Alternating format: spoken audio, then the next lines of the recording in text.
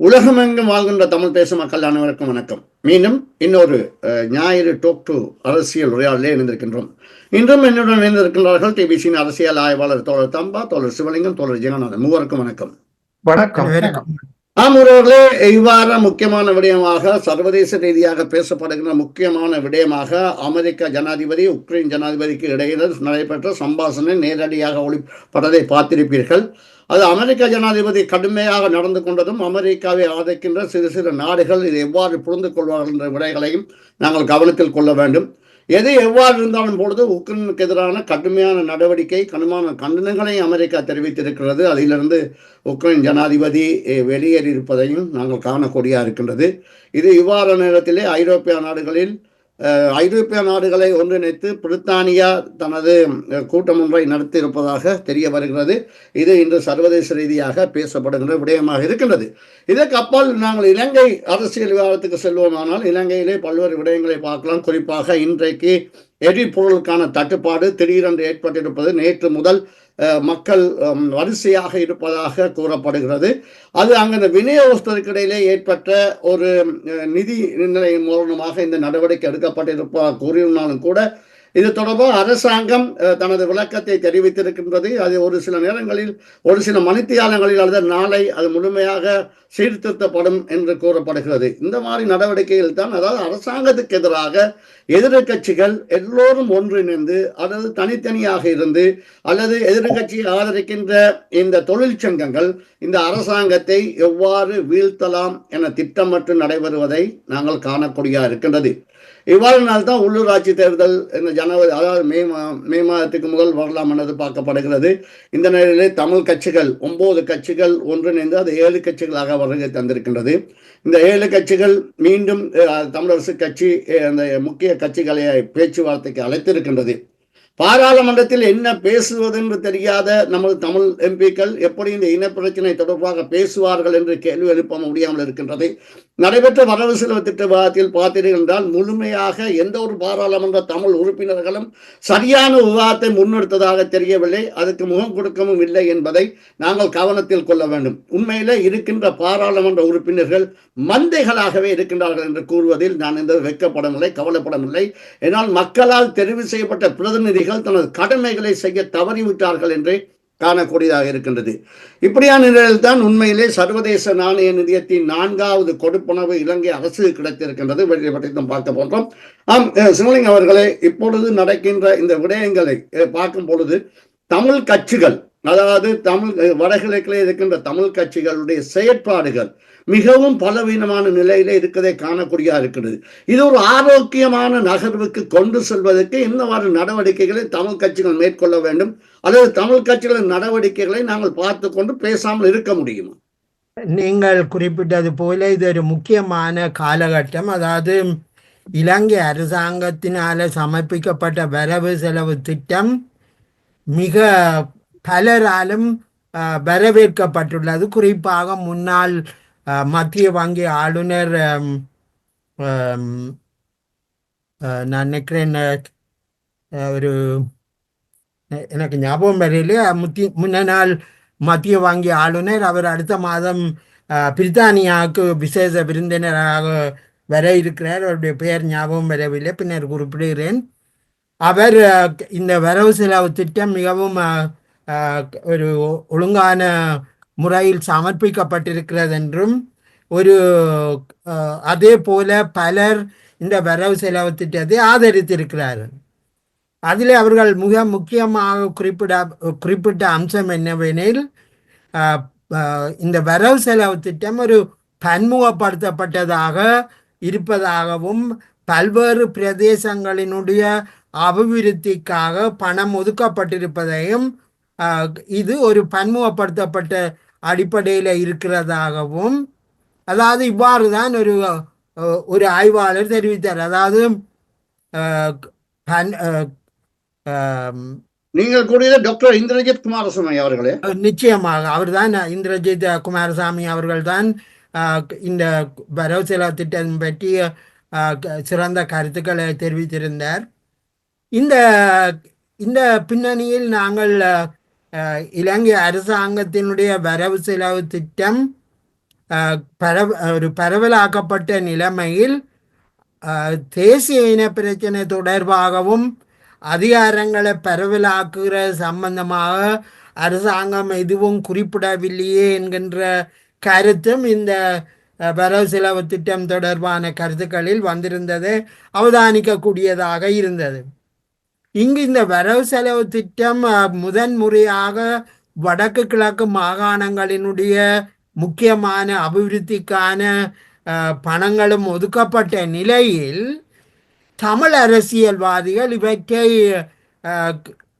எந்த விதத்திலும் அதனுடைய ஆழமான விதத்திலே இந்த வரவு செலவு திட்டத்தை அவர்கள் பார்க்கவில்லை என்பதுதான் நாங்கள் குறிப்பிடக்கூடிய அம்சம். உதாரணமாக சமீபத்தில் சுரேஷ் பிரேமச்சந்திரன் அவர்களிடம் இந்த வரவு செலவு திட்டம் தொடர்பாக அவர்கள் கேட்டிருந்தார்கள். அவர் இந்த வரவு செலவு திட்டத்தில் 2.6 டிரில்லியன் ரூபாய்கள் துண்டு விழும் தொகையாக இருக்கிறது. இந்த நிலைமையில் வடக்கு கிழக்கு மாகாணங்களுக்கு அவர்கள் பணம் ஒதுக்கியதாக குறிப்பிடுவதெல்லாம் வெறும் கடுதாசி தான். ஏனெனில் அவர்களிடம் பணம் இல்லை, அவர்கள் வெறும் கடுதாசியில் தான் பணம் ஒதுக்கியதாக கூறுகிறார்கள். எனவே இந்த அபிவிருத்திகளை நாங்கள் எதிர்பார்க்க முடியாது என்று அவர் குறிப்பிட்டிருந்தார். ஆனால் இங்கு எங்களுடைய கவனத்துக்குரிய அம்சம், எதிர்வரும் ஏப்ரல் மாதம் அளவில் உள்ளூராட்சி தேர்தல்கள் நடைபெற இருக்கின்றன. இந்த உள்ளூராட்சி தேர்தலில் இவர்கள் போட்டியிடுவதற்கு தயாராக இருக்கிறார்கள். அரசாங்கத்தின் நிதி இந்த உள்ளூராட்சி சபைகளுக்கு வரையலி என்றால், அவர் சொல்கிற மாதிரி இவையெல்லாம் கடுதாசி தான் என்றால், இவர்களே நாங்கள் போட்டியிட போகிறார்கள். இதில் இருந்து எங்களுக்கு தெரியுது மக்களை இவர்கள் ஏமாற்றுகிறார்கள். மக்களுக்கு இது புரியாதென்று அவர்கள் நம்புகிறார்கள். இந்த கபடமான அரசியலை மக்கள் புரிஞ்சு கொள்ள வேணும். அதே போல சமீபத்தில் தமிழ் காங்கிரஸ் கட்சி என்ற பெயரில் செயல்படும் தமிழ் மக்கள் தேசிய முன்னணி, அதனுடைய தலைவரான கஜேந்திரகுமார் அவர்கள் குறிப்பிட்டிருந்தார், தமிழரசு கட்சி தேசிய ஜனநாயக தேசிய கூட்டமைப்பு தங்களுடைய கட்சி இந்த மூன்றும் தமிழ் மக்களுடைய ஆணையை பெற்றிருப்பதாகவும், தமிழ் மக்கள் தரப்பிலே ஒன்றிணைந்து பாராளுமன்றத்தில் வருகின்ற புதிய அரசியல் யாப்பை அவர்கள் நிராகரிக்க வேண்டும் என்ற கருத்தில் கூடி முடிவெடுப்பதற்கு தாங்கள் தமிழரசு கட்சிக்கு அழைப்பு விட்டிருப்பதாகவும், தமிழரசு கட்சி அதற்கு ஒரு சாதகமான பதிலை தரவில்லை என்ற குற்றச்சாட்டை முன்வைத்திருந்தார்கள்.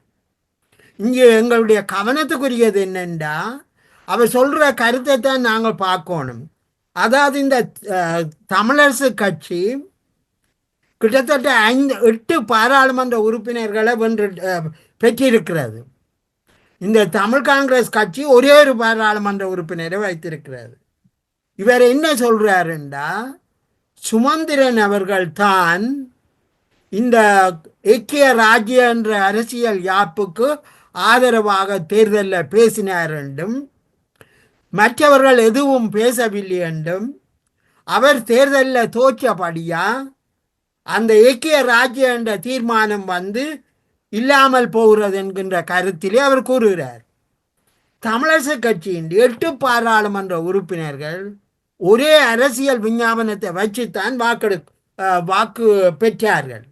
எவ்வாறு சுமந்திரன் தோற்றபடியா அந்த கருத்து தோல்வி அடைந்ததாக இவரால் கூற முடியும்?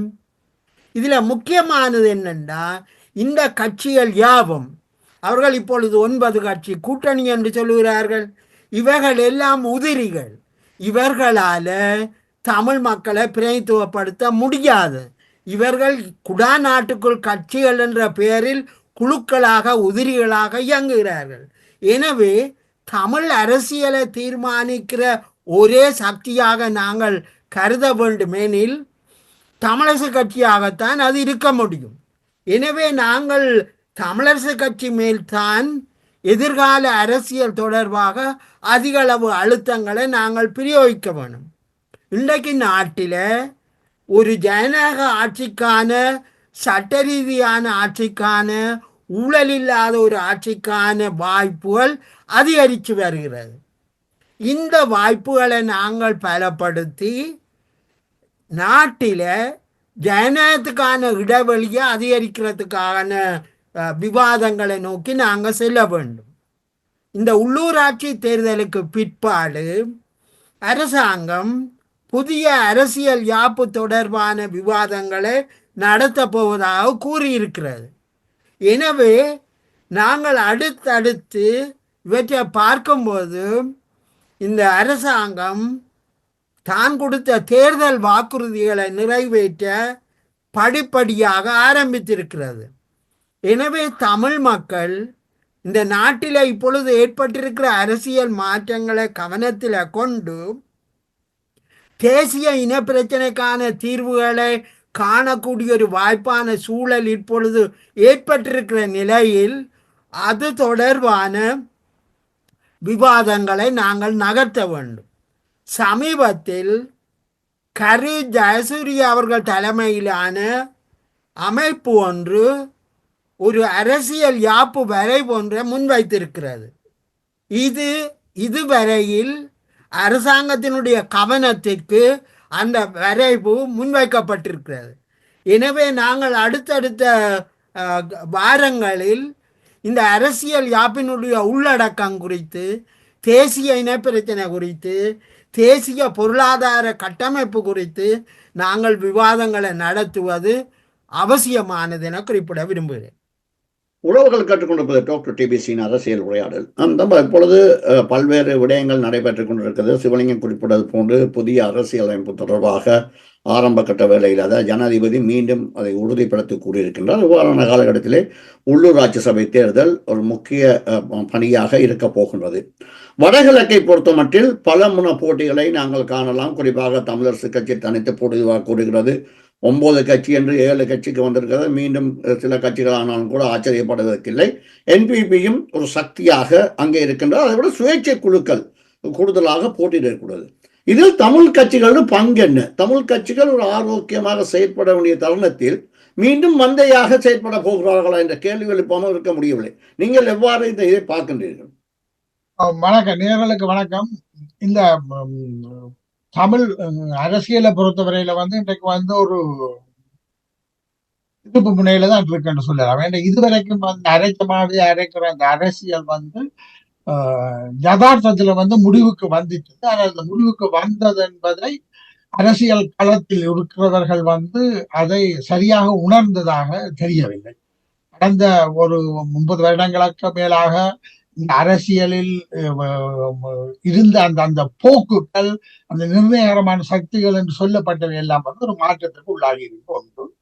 மற்றது நீங்கள் ஏற்கனவே குறிப்பிட்டது போல இந்த பாராளுமன்ற பாத்திரத்தை வகிப்பவர்கள் இந்த வகிபாகத்தை பொருத்தமானவர்கள் இருக்கிறார்களா, அவர்கள் இந்த விடயங்களில் ஆழமான கருத்துக்களை பொதுமக்களுக்கு தெரிவிக்கிற அதற்கான சாட்சியங்களும் எதுவும் இருப்பதாக தெரியவில்லை. ஆனால் இந்த வடகிழக்கை பொறுத்தவரையில் தமிழரசு கட்சி ஒரு முக்கியமான இடத்தை பெற்றிருந்தாலும் உண்மையிலேயே கடந்த பாராளுமன்ற தேர்தலை வைத்து பார்க்கும் பொழுது அதிகூடிய இடங்களை பெற்று வடகிழக்கில் தமிழ் பிரதிநிதிகளை கூடுதலாக கொண்டிருக்கின்ற பெரும்பான்மையான கட்சியாக தேசிய மக்கள் சக்தி தான் இருக்கின்றது. 28 எம்பிக்களில் 12 எம்பிக்களை பெற்று மிகப்பெரிய கட்சியாக தேசிய மக்கள் சக்தி தான் இருக்கின்றது. ஆகவே தேசிய மக்கள் சக்தி அது ஒரு ஜேவிபி என்ற கட்சியினது முன்னணி அமைப்பு தான் தேசிய மக்கள் சக்தி. ஜேவிபி கட்சி ஒரு கட்சியாக தன்னை தகவமைத்து வடிவமைத்து அங்கத்தவர்கள், கிளைகள், உறுப்பினர்கள், சந்தாதாரர்கள் என்று சொல்லி பல வடிவங்களில் அது ஒரு கட்சிக்கான கொள்கை, அதற்கான ஒரு யாப்பு, கட்சிக்கான அங்கத்தவர்களுக்கான கட்டுப்பாடுகள் இவற்றை வைத்துக் கொண்டுதான் அந்த கட்சி செயற்பாட்டில் இருக்கின்றது என்பது எல்லாருக்கும் தெரியும். அந்த கலாச்சாரத்தை விளங்கிக் கொள்ள முடியாமல் இருக்கின்ற தமிழ் அரசியல் வெறும் கோஷங்களினால் ஆக்களை ஒருமுகப்படுத்தலாம் என்ற ஒரு விஷயத்தை தான் முன்னோக்கி நகர்த்த பார்க்கிறாங்க. இன்று உள்ளூராட்சி தேர்தல்களை பொறுத்தவரையில் நான் நினைக்கின்றேன், உள்ளூராட்சி தேர்தல்கள் முக்கியமானது. உள்ளூராட்சி தேர்தல் இவர்கள் சொல்லுவது போல தேசிய இனப்பிரச்சனை தொடர்பாகவோ ஈவன் அரசியல் ஜாப்பு தொடர்பான விவாதங்களோ அது உள்ளூராட்சி தேர்தலை பொறுத்தவரையில் இரண்டாம் தரமானது தான் கூற வேண்டும். உள்ளூராட்சி தேர்தல்கள் என்பது உள்ளூர் ஆட்சிகளில் ஒரு ஜனநாயக முறைப்பட்ட நிர்வாக ஆளுமைகளை அடையாளம் கண்டு வினைத்திறனுடன் இவைகளை அமுல்படுத்துவதற்கு, மக்களின் தேவைகளை நிறைவேற்றுவதற்கு அர்ப்பணிப்பும் ஆளுமையும் உள்ளவர்களை கொண்ட ஒரு சபைகளை கொண்டு வருவதுதான் உள்ளூராட்சி சபைகளின் நோக்கம். இந்த சபைகளில் வருபவர்கள் எதிர்காலத்தில் தமிழ் பேசும் மக்களின் அரசியல் தலைவர்களாவதற்குரிய அதற்கான அந்த அடித்தளத்தை இடுவதற்கும் அது ஒரு தளமாக இருக்கும். ஆகவே உள்ளூராட்சி சபைகளில் இளையவர்கள், பெண்கள், படித்தவர்கள் போன்றவர்களை கொண்டு வர விடயங்களை முன்னிலைப்படுத்தி இந்த விவாதங்கள் நடக்கப்படும். ஒன்று. இரண்டாவதாக ஒவ்வொரு உள்ளூராட்சி சபைகளில், பிரதேச சபைகளில், நகர சபைகளில், மாநகர சபைகளில் உள்ள பிரச்சனைகள், அதற்கான தங்களது செயற்திட்டம் என்ன, அதை எவ்வாறு அமுல்படுத்த போகின்றார்கள், அங்கு மக்கள் எதிர்நோக்கும் பிரச்சனை என்பது தொடர்பான விவாதங்கள் தான் உள்ளூராட்சி தேர்தல். உள்ளூராட்சி தேர்தலுக்கு 8 கிழமை எல்லாம் இருக்கு, 10 கிழமைகள் தான் இருக்கின்றன. அடுத்த கிழமை தெரிய வரும். அதுவரைக்குமான விவாதங்கள், அறிவூட்டல்கள், கலந்துரையாடல்கள் அதை நோக்கித்தான் இருக்க வேண்டுமே ஒழிய இவர்கள் சொல்லுவது மாதிரி பெரும்பாலான இந்த பிரச்சனை பற்றி அரசியல் ஜாப்பு மாற்றம் என்றாலும் சரி, அல்லது தமிழ் பேசும் மக்களின் ஒற்றுமை என்றால், தமிழ் பேசும் மக்களின் ஒற்றுமை என்பது அரசியல் ஜாப்பு மாற்றத்துக்கு அத்தியாவசியமானது என்பது எல்லோருக்கும் தெரியும். அது கட்சி சார்ந்தது அல்ல. அது தமிழ் பேசும் மக்களின் நலன்களில் இருந்து எவ்வாறு அது நிர்ணயிக்கப்பட போகின்றது என்பதை கட்சியில் உள்ளவர்களும் கட்சிகளுக்கு வெளியில் அது பற்றிய விவாதங்களை கொண்டு நகர்த்துவதற்கு தயாராக இருக்க வேண்டும். அது சம்பந்தமான அணுகுமுறைகளை புரிந்தவர்களாக இருக்க வேண்டும்.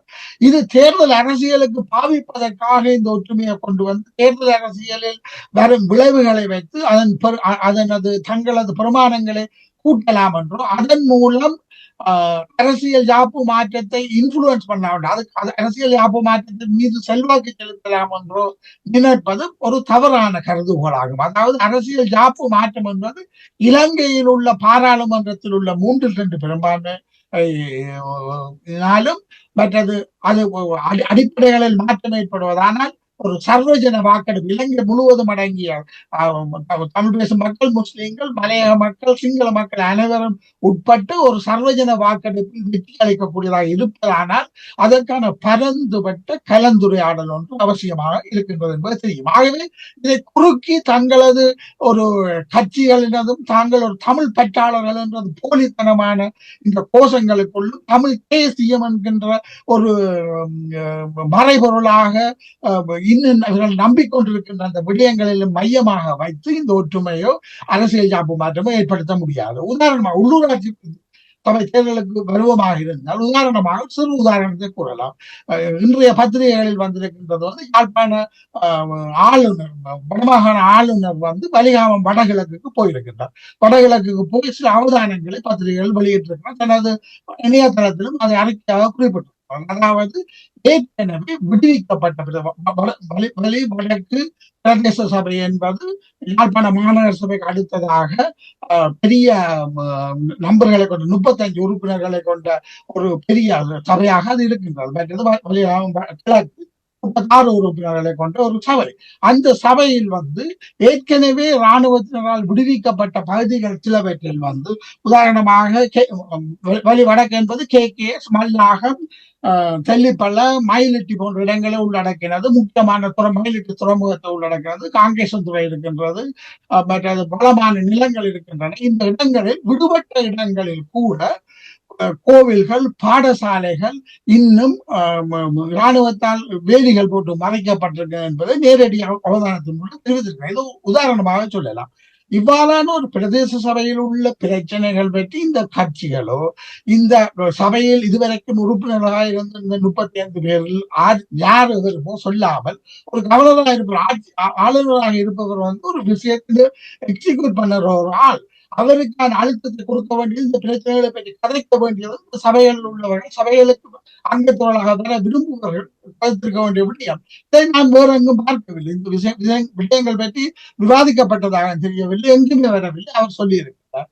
அதே போல இந்த வடக்கு மாகாணத்தில் மாத்திரம் நாங்கள் வரும் எதிர்வரும் எங்களது நிகழ்ச்சிகளில் மற்ற உள்ளூராட்சிகளை பற்றிய கலப்போம். வடக்கு மாகாணத்தில் மாத்திரம் 402 உறுப்பினர்கள் தெரிவு செய்யப்பட இருக்கிறார். வடக்கு மாகாணத்தில் மாத்திரம், வடக்கு மாநிலத்தில் யாழ் மாவட்டத்தில் மாத்திரம், வடக்கு மாநிலத்தில் 702 பேர் தெரிவு செய்யப்படுவார்கள். யாழ் மாவட்டத்தில் மாத்திரம் 17 சபைகளில் 402 பேர் தெரிவு செய்யப்பட்டிருக்கு. இந்த 402 பேரில் குறைந்தது ஒரு 10-15% 40 தொடக்கம் 60 பேர் வரையிலானவர்கள் இளையவர்கள், 25 வயதுக்கு 35 வயதுக்கு 40 வயதுக்கு இடைப்பட்டவர்களாக, படித்தவர்களாக, பெண்கள், சமூக அக்கறை உள்ளவர்கள், அர்ப்பணிப்புடன் சமூக சீர்திருத்த வேலைகளில் ஈடுபட்டுள்ளவர்கள், தொழில்சார்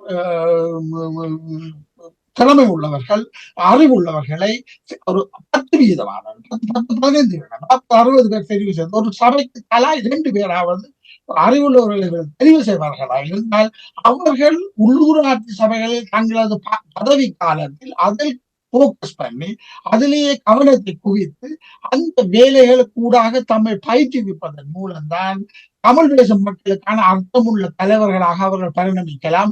இன்றைய காலகட்டத்தில் தமிழ் சமூகம் தலைமையில்லாத சமூகமாக இருக்கின்றது என்பதை எல்லோருமே ஏற்றுக்கொள்ளுகின்றார்கள். இருக்கின்றது என்பதை விரக்தியாக எடுக்காமல் முன்னேறி செல்வதாக இருந்தால் அடுத்த தலைமுறையினர் இவ்வாறான ஒரு தலைமையை கொண்டு வரக்கூடியதற்கு இந்த உள்ளூராட்சி சபைகள் சரியாக பாதிக்கப்பட வேண்டும்.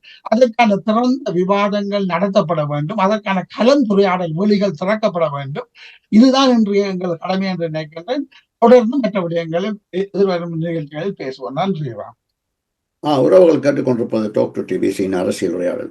ஜெகநாதன், உங்களுக்கு பொதுவாக தெரியும், இன்றைய தேசிய மக்கள் சக்தி அரசாங்கத்துக்கு எதிராக பல்வேறு தரப்பினர் அந்த அரசாங்கத்தை வீழ்த்துவதற்கான பல்வேறு முயற்சிகளை ஈடுபட்டிருக்கின்றார்கள்.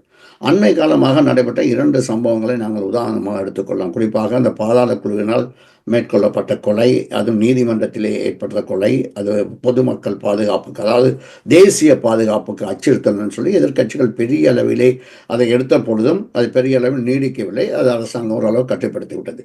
இப்பொழுது திடீரென்று எரிபொருள் பிரச்சனையை இப்போ தூக்கி பிடித்து இதுவும் நாட்டில் ஒரு பெரிய பிரச்சனை என்று கூறியிருக்கிறார்கள். இவற்றையெல்லாம் மீறி அதாவது கடன் நிதியும் இலங்கை IMF நிதியும் இலங்கை அரசு கிடைத்திருக்கின்றது.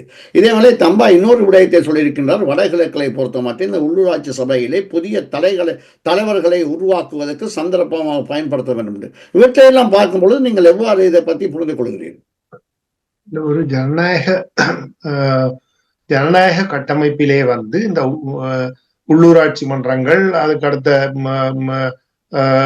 பிரதேச ரீதியாக இலங்கையில மாகாண சபை, அதுக்கு பிறகு பாராளுமன்றம், இவைகள் என்ற ரீதியில்தான் உலகளாவிய ரீதியிலே அமைப்புகள் இருக்கின்றன. உங்களுக்கு தெரியும், உள்ளூராட்சி மன்றங்கள், அதுக்கு பிறகு மாநிலங்கள், அதுகள் என்ற ரீதியில தான் இந்த அரசியல் முறை என்றது ஜனநாயக முறைகள் செயல்பட்டு கொண்டு இருக்கின்றன. அந்த ரீதியில் இதுல தம்பா அல்லது சிவலிங்கம் அவர்கள் குறிப்பிட்டது போல இந்த அடுத்த தலைமுறையினரை, இளம் தலைமுறையினரை அரசியல் மயப்படுத்துவது சமூகத்துக்கான செயல்பாடுகளிலே. அரசியல் மயப்படுத்துறதுன்றது அரசியலுக்கு வர்றதுன்றது மட்டுமல்ல, அரசியல் கட்சி அல்லது அரசியலுக்கு வருகிறவர்கள் என்னத்துக்காக வருகிறார்கள்? இந்த தங்களுடைய சமூகம் சார்ந்த ரீதியிலே அவர்களுடைய பிரச்சனையை தீர்ப்பதற்கு அல்லது அவர்களுக்கான ஒரு வழிகாட்டலை கொள்வதற்கு அல்லது அவருடைய பிரச்சனை சம்பந்தமாக எல்லா மட்டத்திலும் எந்த அளவுக்கு தங்களுடைய செயல்பாட்டை மூலம் அவர்களுக்கு பிரயோசனமான ரீதியில தங்களுடைய செயலை செய்கிறதுன்றதுக்காகத்தான் இந்த மக்களுடைய பிரதிநிதிகள்ன்றவர்கள் தெரிவு செய்யப்படுகிறது. அந்த ரீதியில உள்ளூராட்சி மன்றங்கள் என்னும் பொழுது அதுல இப்பொழுது புதிய சட்டத்தின்படி 25% பெண்கள் இருக்க வேணும் என்று சொல்லிக் கொண்டு வந்ததாக கூறப்படுகிறது. நான் அதை சரியா பார்க்க வேணும். அப்படி என்றால் அது நல்ல உண்மையிலேயே வரவேற்க வேண்டிய விடயம். அந்த ரீதியில இவர்கள் பெண்களை தேடி திரிய வேண்டிய நிர்பந்தம் வந்திருக்கிறது போல இருக்கிறது. ஆனால் எதுவாக இருந்தாலும் இதுல முதலாவது நீங்கள் இந்த 9 கட்சிகள் கூட்டு மற்ற ஏனைய கட்சிகளுக்கு அழைப்பு கொடுக்கப்பட்டிருக்கிறதுன்றதுகள் எல்லாம் பேசப்படுகிறது. குறிப்பாக வடமாகாணத்தை பொறுத்தவரையிலே இந்த அனைத்து தமிழ் கட்சிகளும் தோல்வியை சந்தித்திருக்கின்றன. அதாவது தமிழ் தேசியம் என்று பேசுகிறவர்கள் பல பெருத்த எதிர்பார்ப்பை நோக்கியவர்கள் மோசமான தோல்விகளை சந்தித்திருக்கிறார்கள். அதுல சிலர் என்ன பாராளுமன்ற உறுப்பினர்களை 2 உறுப்பினர்களை வந்து தெரிவு செய்யப்பட்டிருக்கிறது தமிழரசு கட்சிக்கு, ஒரு உறுப்பினர் தமிழ் தேசிய என்ன ஜனநாயக மக்கள் முன்னணியிலிருந்து ஒருவர் தெரிவு செய்யப்பட்டிருக்கிறார், இன்னொருவர் தமிழ் தேசிய முன்னணியிலிருந்து தெரிவு செய்யப்பட்டிருக்கிறார் என்று நினைக்கின்றேன். ஆனால் இவர்கள் எதிர்பார்த்த அளவுக்கு வந்து இந்த மக்கள் வந்து இவர்களுக்கான அங்கீகாரத்தை கொடுக்காங்கன்றதுக்கான காரணம் என்ன? அப்ப இதை சம்பந்தமாக நாங்கள் ஏன் தோல்வி அடைந்தோம் என்றது சம்பந்தமாக யாராவது பேசியிருக்கிறார்களா? ஏன் எங்களை மக்கள் நிராகரித்தார்கள் என்றது சம்பந்தமாக பேசியிருக்கிறார்கள்?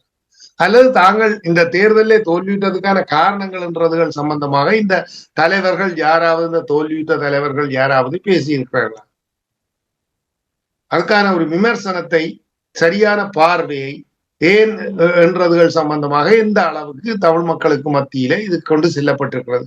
இப்ப இப்படிப்பட்ட நிலைமையில வந்து இதுகளை கூட செய்யாமல் ஒரு கூட்டு அல்லது இவைகள் என்றதுகளை ஏற்படுகிறதுன்றது வந்து தமிழ் மக்களாலே இந்த அளவுக்கு அங்கீகரிக்கப்படும்ன்றது ஒரு கேள்விக்குறி. தோல்வியடைந்த நிலைமையில வந்து தாங்கள் ஒரு தேர்தல் வியூகத்தை வகுத்தால், அனைவரும் ஒன்று சேர்ந்தால் மக்களுக்கு மத்தியிலே அதில்லாத அந்த அவைகளை வாக்குகளாக்கி விடலாம் என்று சொல்லி அவர்கள் சில வேளையில சிந்திக்கலாம். ஆனா அதாவது கூட்டாக நாங்கள் சேர்ந்து இருந்தால் இந்த எடுத்த வாக்குகள் வந்து பிரிந்து இருந்தபடியா தான் எங்களுக்கு தோல்வி, ஆகவே கூட்டாக ஒன்றாக சேர்ந்தால் அந்த வாக்குகள் வந்து கிடைத்தால் வந்து நாங்கள் வெற்றியை இலகுவாக பெறலாம் என்று சொல்லி செய்யலாம். ஆனால் இவர்கள் பிரிந்திருக்கும் பொழுது இருந்ததை விட சில வேளையில மோசமான நிலைமைகள் கூட எதிர்காலத்தில் ஏற்படலாம். ஏனென்றால் இவர்கள் இந்த மக்களுடைய அணுகுமுறையும் மக்களுக்கு என்ன தேவை என்றதும் அதற்கான தயாரிப்புகளையும் அதற்கான திட்டங்களையும் அந்த உள்ளூராட்சி மன்றங்களினுடைய கடமைப்பாடு என்ன என்கிறதும் அதில் எப்படி செயல்பட வேண்டும், சேவையாற்ற வேண்டும் என்றதுகளையும் வந்து சரியான முறையில மக்களுக்கு கொண்டு செல்ல தவறுவார்களாக இருந்தால் மக்கள் என்னென்று இவர்களை நம்புவார்கள். ஆகவே மீண்டும் மீண்டும் வந்து இது ஒரு ஒரு கேள்விக்குரிய உருவாக்கி கொண்டிருக்கிறது. ஆகவே இதுக்கு முதல் அவர்கள் செய்ய வேண்டியது என்னென்றால் தோல்வி சம்பந்தமான கற்றுக்கொண்ட பாடங்களிலிருந்து தாங்களே நிராகரிக்கப்பட்டோம்ன்றதுக்கான சரியான காரணங்களை வந்து தங்களுக்குள்ளே ஆராயப்பட வேண்டும், அதை மக்களுக்கு சொல்ல வேண்டும், அதுல இருந்து நாங்கள் என்ன மாற்றங்களை ஏற்படுத்த போகிறோம்ன்றதை தெளிவாக கூற வேண்டும். இவைகளும் இந்த உள்ளூராட்சி மன்றத்தின் மூலம் தெரிவு செய்யப்படுகிற கடமைப்பாடு என்னன்றதுகளும் அவர்கள் எப்படி சேவையாற்றுவார்கள், எப்படி செயல்பட வேண்டும் என்றதையும் ஏன் நீங்கள் ஆதரிக்க வேண்டும் என்றதையும் சரியான முறையில கொண்டு செல்லாமல் ஐக்கியம் தேசியம் என்றதை பேசிக் கொண்டிருக்கிறதால மட்டும் இந்த மக்கள் வந்து இவர்களை நோக்கி நகர்வார்கள் என்ற கனவு கண்டால் அது மீண்டும் மீண்டும் தோல்வியை தான் தமிழ் சமூகம் சந்தித்து கொண்டிருக்கும். ஆகவே இதுக்கான மாற்றங்கள் தேவை. அது எந்த அளவுக்கு மாற்றங்கள் என்றது மாற்ற முடியாதாக இருந்தாலும் அது அதற்கான சிந்தனை போக்கு வந்து தமிழ் மக்களுக்குள்ள ஏற்பட வேணும். அதை புரிந்து கொண்டவர்களாக தமிழ் அரசியல் வந்து செயல்பாட்டாளர்கள் செயல்பட வேணும் என்றதுதான் எங்களுடைய முக்கியமான நோக்கமாக இருக்க வேண்டும். அடுத்தது நீங்கள் கேட்ட 2வது தென்னிலங்கையில உள்ள பிரச்சனைன்றது இப்ப நீங்க இப்பொழுது சொன்ன இது, அதாவது இந்த அரிசி மாஃபியாக்களில இருந்து எப்படியான ரீதியில வந்து இந்த தட்டுப்பாடுகளை ஏற்படுத்துறதுக்கான முயற்சிகள் இவைகள்ன்றதுகளில வந்து இந்த அளவுக்கு வந்து கடந்த காலத்துல ஊழலும் அதன் மூலம் லாபம் சம்பாதித்த அரசியல் கட்சிகள் தலைவர்களும் இவர்கள் எல்லாரும் வந்து அதைக்கு எந்த நெருக்கடிகளை என்னென்ன வழிகளை கொடுக்கலாம்ன்றதுக்கான முயற்சிகளை மேற்கொள்கிறார்கள். இறுதியாக இப்பொழுது எரிபொருள் தட்டுப்பாடுன்ற ஒரு பிரச்சனையை வந்து முன்னிறுத்துற ஒரு நிலைமை ஒன்று. எரிபொருள் அங்க இருந்தாலும் வந்து அந்த எரிபொருளை வந்து விநியோகிக்கிறதுக்கான அதுக்கான கமிஷன், அதாவது தங்களுக்கு கிடைக்கிறது வந்து கூட்டப்பட வேணும், அல்லது அது சரியான காணாதுன்ற ரீதியில வந்து செய்திகள் வருகின்றன. அதே அரசாங்கம் திடீரென இந்த கமிஷனை குறைத்தா விட்டது. கடந்த காலத்துல உள்ள வளமைதான் நீடிக்கிறது. அப்ப ஏன் திடீரென இந்த பிரச்சனை வருகிறது? இப்ப இதுல இருந்தே ஒரு திட்டமிட்ட முறையில இந்த அரசாங்கத்தினுடைய விநியோக சங்கிலி என்பதை ஏதாவது ஒரு விதத்தில வந்ததாக மக்களுக்கான நுகர்வோருக்கான விநியோக சங்கிலி என்று நான் சொல்றது வந்து அவர்களுடைய அத்தியாவசிய பொருளுடைய விநியோகத்தில வந்து எந்த முட்டுக்கட்டைகளை உருவாக்கலாம்ன்றதுக்கான முயற்சிகள் வந்து மேற்கொள்ளப்படுகிறது. இந்த தேர்தல் முறை என்றது வந்து மாற்றப்படாத வரைக்கும் உங்களுக்கு தெரியும், துமிந்தா சில்வா என்று சொல்லி ஒருவர் வந்து இன்னொரு பிரேமச்சந்திராவன் நினைக்கிறேன் இப்பொழுது இல்லை, பல ஆண்டுகளுக்கு முதல் பகிரங்கமாக உரிய கட்சிகளிலேயே சூட்டப்பட்டு அதற்காக தண்டனை அனுபவிக்கப்பட்டுள்ளது. அவருக்கு பொது மன்னிப்பை அளிக்க வேணும், அவருக்கு என் பதவி வழங்க வேணும். இப்ப இங்கே இருந்து என்ன புலப்படுகிறது என்று சொல்லிச்சோம், இந்த பாதாள உலக கோஷ்டி என்பது யாரால பயன்படுத்தப்பட்டது, யார் அதன் மூலம் லாபம் சம்பாதித்தார்கள். அப்ப இன்றைக்கு வந்து இந்த மாவட்ட ரீதியான செயல்பாடு எனும் பொழுது போதவஸ்து கடத்தல் வர பணமும் இது என்ன லஞ்சம், ஊழல் இவைகளின் மூலம் வருகிற பணமும் செலவழிக்கப்பட்டுத்தான் இவர்கள் இந்த சொகுசான வாழ்க்கையை அனுபவித்திருக்கிறார்கள் இதன் மூலம் தெரிகிறது. இப்படிப்பட்ட ஒரு அரசியல் கலாச்சாரம் மாற்றப்பட வேணுமாக இருந்தால் இந்த தெரிவு முறை இந்த மாவட்ட ரீதியான தெரிவு முறையிலே மாற்றங்கள் கொண்டு வரப்பட்டு அந்தந்த தொகுதி என்ற ரீதியில பழைய நிலைமைக்கு செல்லுமாக இருந்தால் இவ்வளவு மோசமான நிலைமைகளும் இவ்வளவு மோசமான அளவுக்கு இந்த பணம் பரிமாற்றங்கள் செய்யப்பட வேண்டிய நிர்பந்தங்களும் உருவாகாது. ஆகவே இது எந்த அளவுக்கு அரசு கவனம் செலுத்த போகிறது அல்லது அரசு அதில் அனுபவம் இல்லாததை வைத்துக் கொண்டு இவர்கள் இது ஒன்றும் தெரியாதவர்கள் அல்லபடிய அனுபவம் உள்ளவர்களாக இல்ல ஆட்சி நிர்வாகத்தை நடத்துவதில் சிக்கல்படுகிறார்கள் என்றதுகள் எல்லாம் இருக்கும் பொழுது இன்றைக்கு எல்லா மட்டத்திலும் ஊழல் என்றது தெரிந்த விடயமாகிவிட்டது. அதாவது இன்றைக்கு தேசபந்து தென்னக்கூன் தொடக்கம் எல்லோரும் எப்படி நியமனங்களை பெற்றார்கள், அவர்களுக்கு பதில் போலீஸ் மாதிபராக நியமனம் வழங்கப்பட்டது என்று சொன்னால் இன்றைக்கு நீதிமன்றத்தின் மூலம் அவருக்கு என்ன மாதிரியான கட்டளை பிறப்பிக்கப்பட்டிருக்கிறது என்றதில் இருந்து எப்படிப்பட்ட ஒரு கேவலமான அரசியல் அணுகுமுறை கடந்த கால தலைவர்களாலும் ஏற்படுத்தப்பட்டிருக்கிறது என்றதை நாங்க தெளிவாக புரிந்து கொள்ளக்கூடியதாக இருக்கிறது. ஆகவே இதற்கான உறுதியான மாற்றங்களை இப்ப தமிழ் மக்களுடைய இனப்பிரச்சனை சம்பந்தமாக அரசாங்கத்தின் மீது கடுமையான விமர்சனங்கள் இருக்கின்றன. ஆனால் குறைந்தபட்சம் ஒரு ஜனநாயக ரீதியாக மக்களுடைய வாழ்க்கை முறையை மாற்றுவதற்கு ஊழல் இல்லாததை செய்யறதுக்கான முயற்சிகள் மேற்கொள்ளப்படும் பொழுது அதனை கட்டாயம் ஆதரிக்க வேண்டிய பொறுப்பு அனைத்து சமூகத்தினருக்கும் இருக்கு. அது தமிழராக இருக்கலாம், சிங்களராக இருக்கலாம், முஸ்லீமாக இருக்கலாம், யாராக இருக்கலாம். ஆகவே அந்த நம்பிக்கையோடு தான் அந்த வாக்கை அளித்தவர்கள். ஆகவே அந்த உறுதிப்பாட்டுடன் அரசாங்கம் அதனை செய்து அதுல வெற்றி அடையமாக இருந்தால் இந்த இனப்பிரச்சனை சம்பந்தமான பிரச்சனையை தீர்க்கிறதுக்கான துணிச்சல் அவர்களுக்கு உருவாகும். ஆகவே முதல்ல இந்த நாட்டிலே ஒரு ஜனநாயக வரைமுறைகளை எப்படி கடைபிடிக்கிறது சரியான முறையில கொண்டு செல்லுகிறதுக்கும் அதற்கான அடுத்த கட்டத்துக்கு கொண்டு செல்ல வேண்டிய பொறுப்பும் இந்த அரசாங்கத்துக்கு இருக்குது. அதுல உறுதியாக செயல்படுவார்கள் என்று நம்புவோம். அந்த வகையில் நிகழ்ச்சியில் கலந்து கொண்ட உங்கள் மூவருக்கும் நன்றி, வணக்கம். மீண்டும் இன்னொரு நிகழ்ச்சியிலே சந்திப்போம்.